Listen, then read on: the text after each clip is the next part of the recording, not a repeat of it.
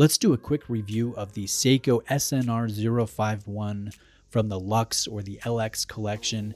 This retails at $5,500, so it is rather expensive to be a non-Grand Seiko edition, but the quality is really high on this watch. It's impressive. It's very, very sharp. I saw this out at Brent Jewelers as I was filming a couple weeks ago in Lancaster, Pennsylvania. I almost came home with this watch. I ended up picking a Navitimer instead, but this is on the short list for me personally. I think it's a lovely creation from this Japanese brand. We have a 45mm case, a classic case design, quintessential Seiko, design DNA when it comes to a dive watch or a sports piece. We have good fluidity when it comes to the case lines, good lines of delineation between the brush work and the polish work.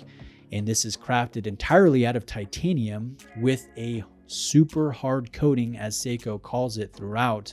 So it should deflect minor hairline wear marks, dings and dents and scratches that happen when you wear and use a sports piece. This will weigh in at 146 grams on the bracelet. We have 100 meters of water resistance.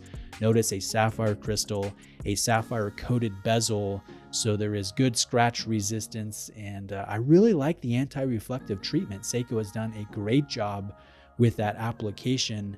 The bezel will have sliding action in both directions, so you won't have a misaligned bezel and 12 o'clock applique. That's a nice thing to see here. And then take a look at the detail work on the dial. This is a highlight of the watch for me. Seiko calls this a lunar surface texture dial, so it's meant to kind of look like the moon from afar. I don't really see the moon when I look at this. I just see a lovely, interesting, dynamic execution that works well with this color scheme, with the titanium, with the black and ghost or gray bitone bezel insert. So very sharp. And then you guys will notice brushed hands, a blued GMT hand, a blued power reserve indicator needle hand, and then applied markers that carry just the hint of a ridge of linear striations that grab light, aid in the reflectivity. Overall, it's a very well executed watch that is surprisingly wearable and comfortable for being such a large piece.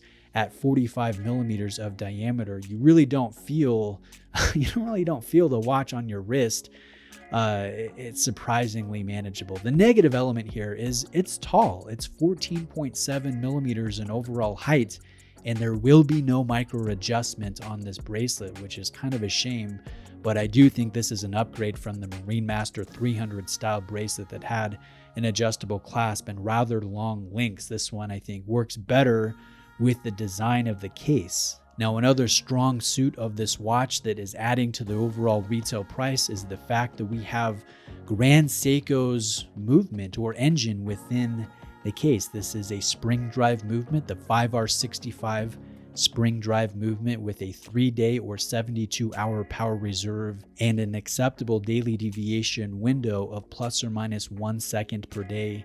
So it's a very accurate. It's going to be better than that in all actuality. That's what Seiko says for their specifications, but we always know that they under-promise and over-deliver with those window rates.